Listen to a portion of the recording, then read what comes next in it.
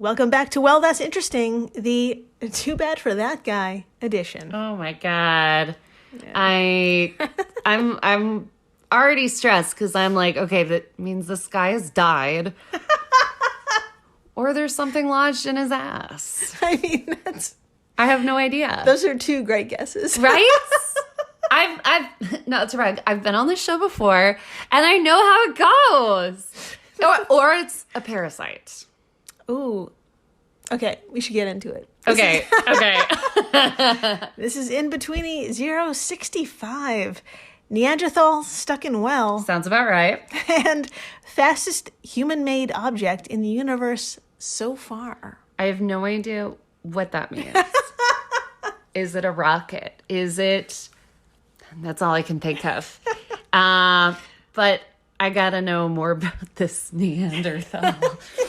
It sounds embarrassing. Yeah, I know, stuck in a well. I'm Jill Chacha, and I am with just the amazing Marissa Riley. Oh my God, thank you.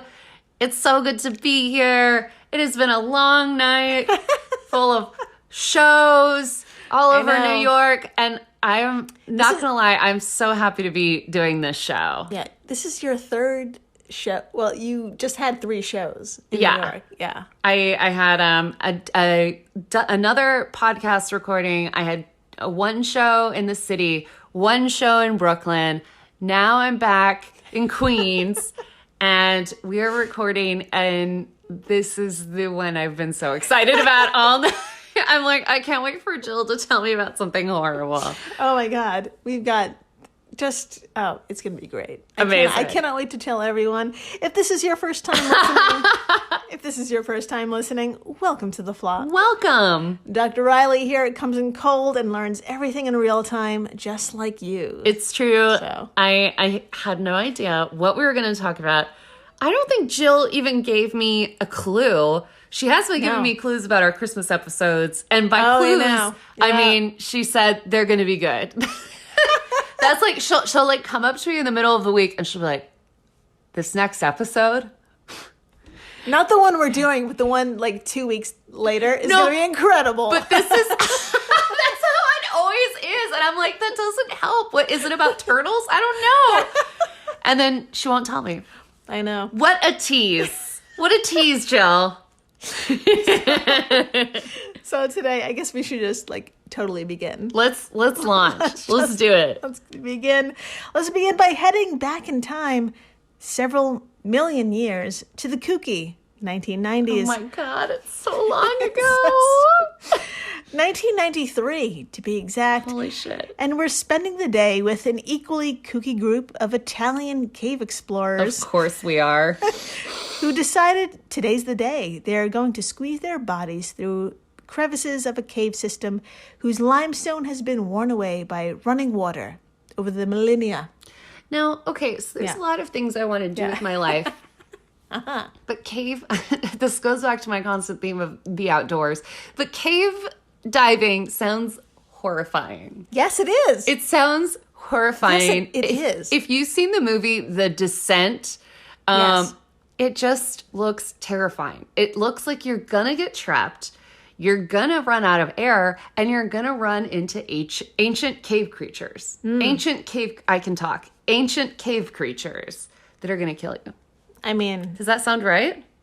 It sounds exactly right. Yeah. So I'm not going to do it. But I'm happy these Italians are. They're gearing up. Fun fact, those small spaces are called karst boreholes. Okay. Karst boreholes. Karst boreholes. That sounds like a name. Yeah. And another fun fact, this is all taking place in the picturesque southern Italian town of Altamura. Oh my God. I know. We should name our daughter that. It sounds, it probably means like pig fart in Italian. So where is pig fart?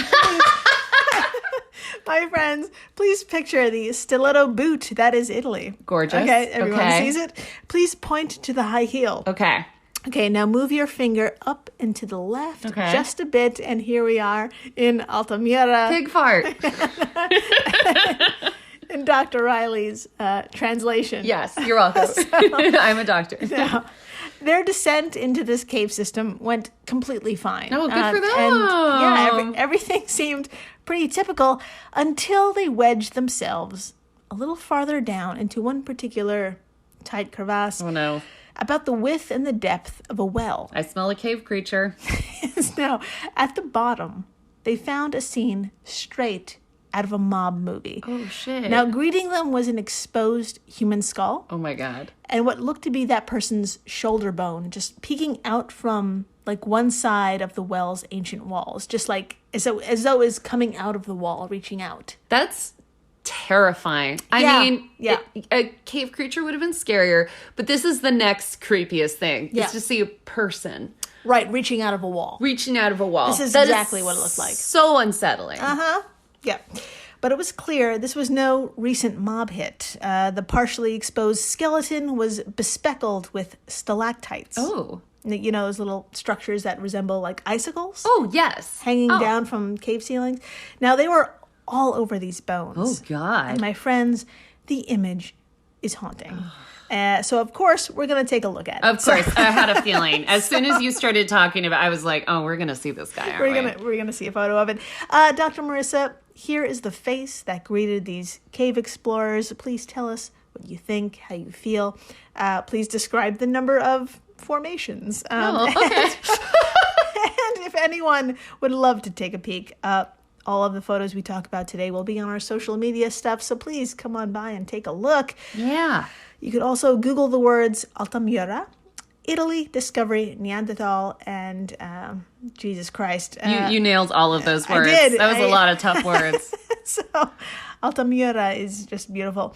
Here is the photo. Please tell us what you see. I would love to. Oh, okay. So I'm looking at the photo. Yeah. Wow. I know. I would like to start with how I feel, which is so uncomfortable and scared. This looks like something straight out of, like, Game of Thrones. This looks absolutely horrifying. Okay, so I'm looking at a wall. Yes. That doesn't sound scary. It gets scary, though. And out of the wall, upside down, is a human skull face. Yes. Pushing out of the wall, and then below this human skull face that's coming out of the wall is some human bones. Yep. Again, coming out of the wall. This is an amazing picture. All of you should look at it. And the creepiest part of this is it looks like the skull and the wall and the bones around it are bedazzled. Yes. That's what it looks like. But it's not rhinestones. It's stalagmites. Stalactites. I always say the wrong one first. Stalactites. So this is creepy as fuck, but it's also like... It's coming out of the wall. It's insane. I don't know what to tell you guys. This is fucking awesome. It is creepy as hell. And I'm so glad I'm not there. Yeah. My friends, let me introduce you to someone who has been dubbed Altamira Man. And after the explorers found him, they hauled ass out of the cave and reported their findings to researchers at the University of Bari, just a few miles east. This led to a wave of anthropologists, biologists, and geologists gearing up and squeezing themselves into and down the same well as the explorers. That's a lot of people. It's so many people. And yeah, they saw the same sight. And yes, they were thrilled beyond belief with the finding. But there was a problem. Just one? I mean, yeah. Let's get to the biggest fucking problem. Okay. Dr. Marissa, according to phys.org, phys.org, an amazing website. Please check it out. Please tell us what was the problem and how did scientists deal with just how to try and figure out who Altamira Man could be. I would love to tell you because I'm also curious what the fuck happened to this guy. All right. Quote, the remains were embedded in rock and were covered in a thick layer of calcite. It was thought that excavating the remains would cause irreparable damage, and thus there they remained, leaving researchers to rely on casual observation for their studies. For that reason, there was some debate initially about morphology and age. Subsequent study led to a consensus that the remains were of an archaic Neanderthal of a Homo genus, believed to have been widespread in Europe 200,000 to 40,000 years ago. End quote. So this guy is fucking old. He's fucking old. But we're not sure. Not sure at all. I wouldn't be sure either. Yeah. If I saw some bones, I'd be like, I have no idea. Yeah. Couldn't tell you. Yeah. Altamira man was stuck as fuck, and his skeletal remains over time became fused to the surroundings and fused to the growing stalactites. Their best guesses on who this person was and the time period they lived could only be vague and vast estimates based solely on the size of the formations around him. Wow. So, yeah, just a quick refresher. We've spoken about stalactites before. Mm-hmm. Remember the episode, You Really Need to Look at These Holes? Do you remember that title? I couldn't forget that episode if I tried. Yeah. That one is tattooed in my brain. Yeah. We mentioned that stalactites grow less than 4 inches every 1,000 years. It's slow growth. That is slow. So slow. It's so slow. I'm like upset at how slow that, like, hurry up! So with all the measuring and the math, they suspect that this being lived as far back as 200,000 to 40,000 years ago, which is like a huge time frame. Yeah. I mean, Jesus. That doesn't help. No, it does not. I mean, it helps, but I feel like we could do better. Yeah. Science, come on. Yeah. So it was the best they could do in 1993. Oh, I forgot it was the 90s. That's right. But hold on to your skulls. Oh, shit. Because we're time traveling forward to, honestly, the shittiest year, but if you had to be alone in a cave, it was the best time. Oh, no. It's 2020. No. Yeah. Why? Why? That's right, my friends. 2020, I mean, we live in a time where DNA and dating technology can solve just about everything, and the Altamira man mystery. It's not a problem whatsoever. Okay. All right. So, as reported by the Journal of Human Evolution, a team of scientists led by Giorgio Manzi. Amazing name. Sorry. You want to say it together? Giorgio Manzi. Of these, I'm hungry now. Of these Sapienza, literally, it's Sapienza, University of Rome. I get it. They were able to extract a genetic sample from the shoulder of our eternally trapped man and samples of that calcite. Now, it wasn't easy to do. Just to give you an idea of how far down this body was, it takes 20 minutes to reach it. That's quite a commute for a cave. 20 minutes. Quite a commute. And you're like on the ropes and all that shit. That's how tight and 20 minutes. I'm claustrophobic for them. Ooh. Yeah. But they fucking succeeded. Dr. Marissa, please tell us, what techniques did they use and what exactly did they find? I would love to talk about this. All right. According to Ingrid Barnett of Ripley's.com, quote, they used uranium, thorium dating to reveal that the stalactite in which the skull is embedded dates between 187,000... It's such a big number, I'm not ready for it. 187,000 and 128,000 years ago.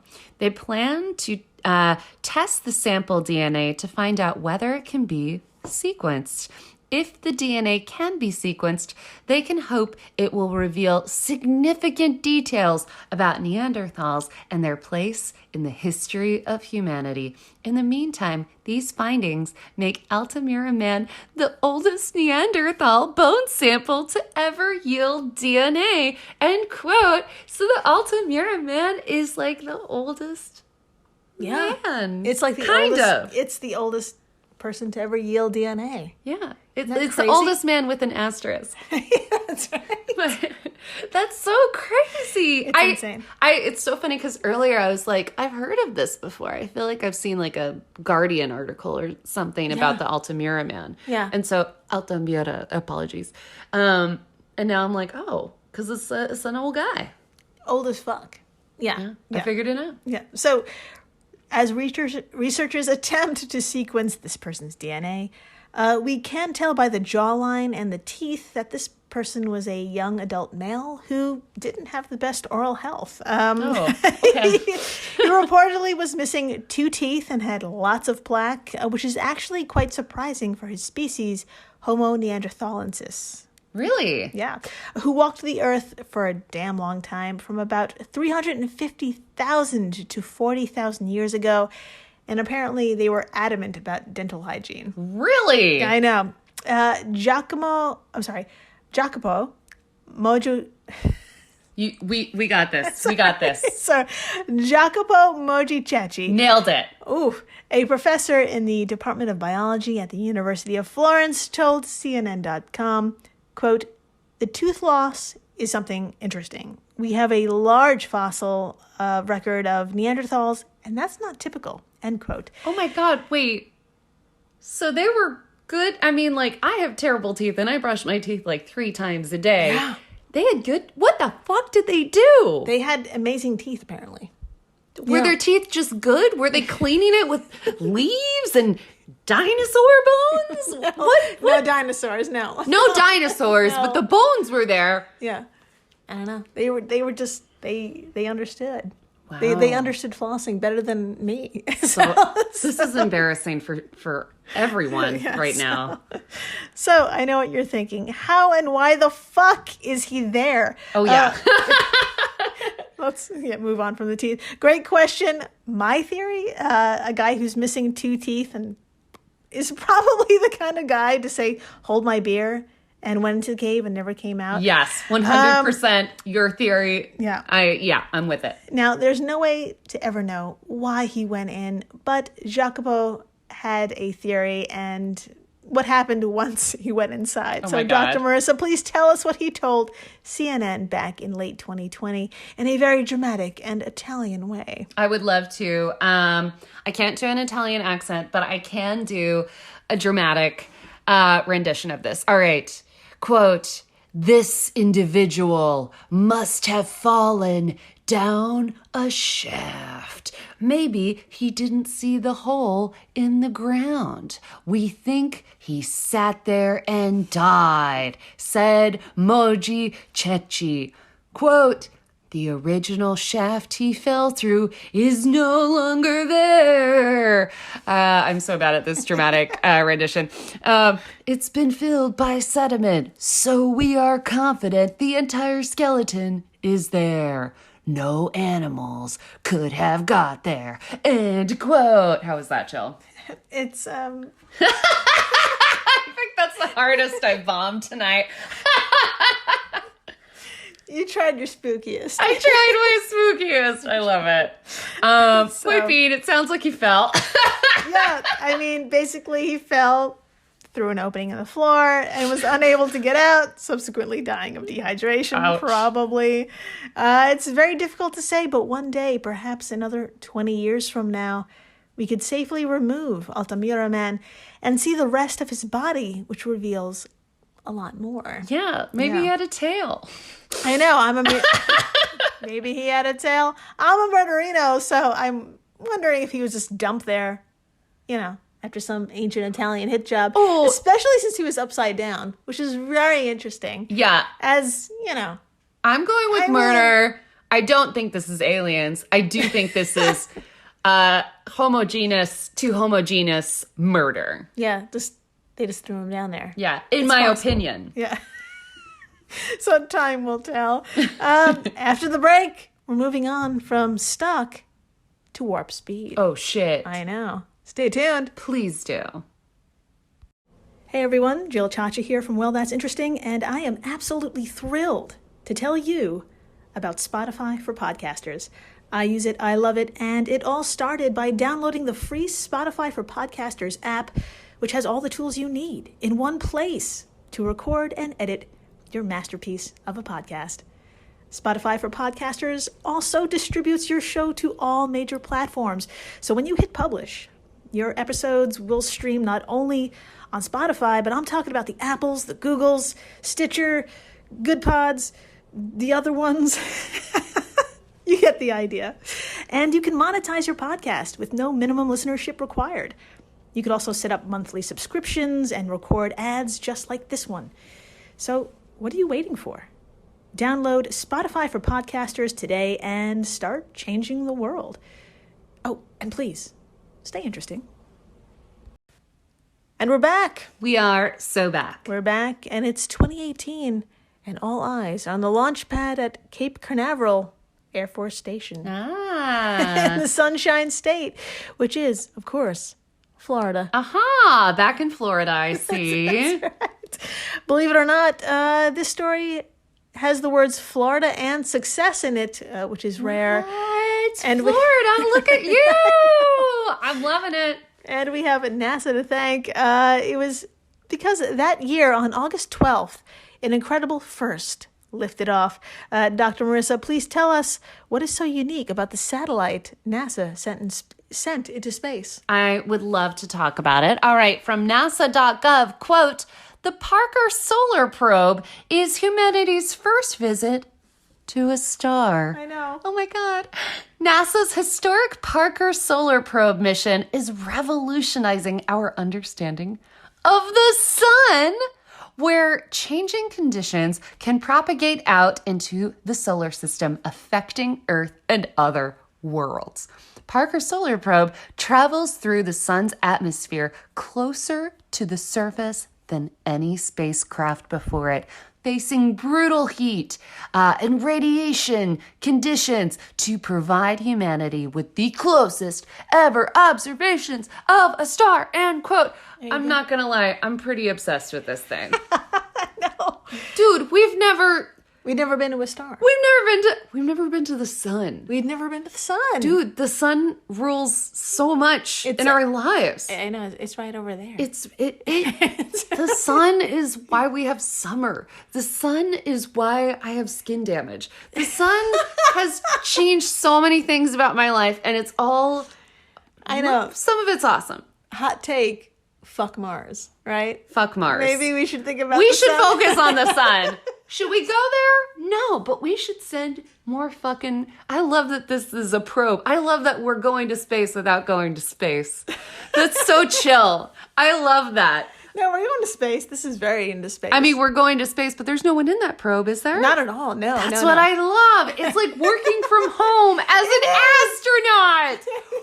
What? Okay, tell me more, Jill. Tell me more about this. It's perfection. This fucking probe. Yeah, that's right, my friends. This probe has been orbiting and probing our sun since 2018. Yeah, it has. Sorry. Providing invaluable information. And along the way, it's been absolutely shattering speed records along the way.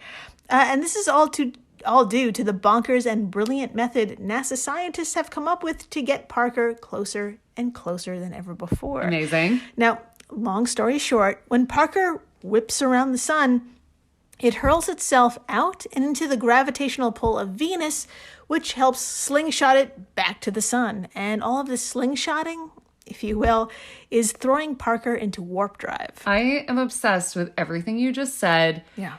Slingshotting into the gravitational pull of Venus. Yeah. That's awesome. And throwing Parker into warp drive. Yeah. That's the name of my favorite 80s song that doesn't exist. I am obsessed. Okay, I'll stop telling our listeners how obsessed I am with this. Tell me more, Jill. Continue. Don't let me go on a tangent again. Her hand is in her face. Don't let me warp drive again. So check this out. According to blog.nasa.gov, just this past November 21st, Parker was within 5.3 million scorching miles of the sun. That's actually really very close, and we're going to get into it. That's really close. Okay. And it was moving at a wee 364,660 miles per hour. I just want to point out before we move forward how crazy like space numbers are and how crazy space math is. Yes. Like, I love that being 5.3 million miles away from the sun is close. It's incredibly close. It hurts. And then I love that moving at, and correct me if I'm right, moving at about 300,000 miles per hour is fast. That is so fast. It's so fast, but these numbers are just wild. I know. It's crazy. I know. It's massive. So let's put that into perspective. At 364,000 miles per hour, you can get to the moon in an hour. That sounds too fast. It just sounds too... I don't need to go to the moon that fast. That journey, my friends, on average takes about 3 days. That still sounds way too fast. So moving at that speed, you can get there in an hour. In sum, it was moving about 101 miles a second. Oh my God. Okay, that I understand is fast. 101 miles a second. That's so crazy. That's too fast. Yeah. It's giving me nausea. Oh my gosh. I'm sweating. And good news, it's only going to go faster. Dr. Marissa, please tell us, as noted by NASA's blog, how fast and how close will Parker get in the not too distant future? It's really fast and really close. Oh my God. Spoiler. Okay. I believe you. Okay, I'm obsessed with this. All right, quote, at its closest approach, the Parker Solar Probe will hurtle around the sun at approximately 430,000 miles per hour. That's very fast. Mm-hmm. Okay, that's fast enough to get from Philadelphia to Washington, D.C. in 1 second. Yep. Holy shit. On the final 3 orbits, which will take place in 2024, Parker's solar probe will fly to within 3.8 million miles of the sun's surface, more than 7 times closer than the current record holder for a close solar pass, the Helios 2 spacecraft, which came within 27 million miles in 1976, and about a 10th as close as the planet Mercury, which is on average about 36 million miles from the sun. And quote, that thing is getting damn close. Yeah. I'm stressed. Yeah, Mercury is 36 million miles from the sun, and this is 3.8 million. It's just rubbing up against the sun. Hey. It's all up in that sun. It's all up in that sun. That's right. Put it on a toad. Put it on a toad. So, yeah, my friends, you're also probably wondering, how in the hell can something get that close to a raging nonstop nuclear fireball? I was wondering. Good question. Enter another ingenious solution. An umbrella. You're shitting me. Mm-hmm. Imagine a 4.5-inch thick umbrella or / shield made of a carbon composite, which is able to handle up to 2,500 degrees Fahrenheit. It's umbrella. It's an umbrella that's 4.5 inches thick. I am amazed at this. Yeah. I mean, it's a carbon composite, but bish is thick, and it's an umbrella. It's so cute. I realize the umbrella is not like the umbrella I used and lost last night, but it's still. I love that we were like, there was someone in that laboratory or wherever they do NASA it was stuff, a woman. It was 100% a woman who was like, why don't we just make an umbrella? And all the guys were like, and then she was like, no, you guys, why don't we make an umbrella? Yeah. And they were like, oh. Hit us up if it wasn't that. What we just said. Hit us up. And then someone stole her idea and pretended it was their own. Yeah. I guarantee you. Yeah. Hit us up. Email us if that wasn't what happened. Yeah. Or email us your theories. Yeah. I gotta know. Anyways. So, hopefully within the next 2 years, Parker will make even more history by solving a decades-long mystery by providing data that leads to our understanding on how, quote, energy and heat move through the solar corona, or the outermost part of the sun's atmosphere, and what accelerates solar winds, as well as solar energetic particles. Scientists have sought these answers for more than 60 years. We don't know how they move. End quote. So. I love that something so important to our lives we still know very little about. Yeah. Dude. We don't know how the sun does the thing. How does it do the thing? Parker! Help us! Yes. Help us, little probe. Big probe. It's probably a big probe. That sounds gross. Anyways. That was from blog.nasa.gov. So now here's the thing that will really blow your mind. More than it already has? Yes. This all sounds incredibly fast, doesn't it? Yes. Now, so the universe is so vast and everything is so spread out that even if you could maintain that 430,000 miles per hour top speed, Yeah. okay, it would still take you 7,600 years to reach the closest neighboring star. My head and face just blew up. She just died. I just died. I'll come back to talk about everything. She in literally 1 just second. died. It would take over 6,000 years to reach the next star. And people want to go to space. Yeah. And people, I'm shaking my hands. Like, I'm shaking my fist. And people you want to go to space without a space degree? Space degree? I'm so unintelligent. I don't even know what that degree is called. Fuck if I know. I'm like, I just have a podcast. Why do people want to go to space unless it is like their life's thing? Yeah, you need a 4.5-inch thick shield just to go by a star. Yeah. So your ship would need that if you want to go to space. Yeah. Wild. Right? You have to think about that kind of thing. I think we need to use more probes. Mostly, so in conversation, I can talk about probes because it's the funniest word. Isn't that the best in the word? world? It's probe. My favorite word. It makes people so uncomfortable. It's so great. Except for our listeners. I feel like our listeners are so cool that they're going to also use the word probe constantly. Use it today in a sentence. Please use it today in a sentence. Make someone else uncomfortable. Yeah. Or talk about Parker. Parker is a fucking badass probe who's doing stuff that we can't do because it's too hot. He's probing like no one's probed before. Oh, shit. Wow. So thank you for listening, subscribing, telling your friends about probes. Parker. And what the fuck else did we talk about? Oh, that Neanderthal stuff. The Neanderthal. So embarrassing. We went a long way. That's what this episode is about. We've been on a journey. We've slingshotted around the sun. We went from someone stuck in a well. We also did this. We can make a thing. Yeah. We made a thing. That can go really fast. Yeah. It's wild. It's so wild. Here we are. And please, stay interesting. Please do. Probes.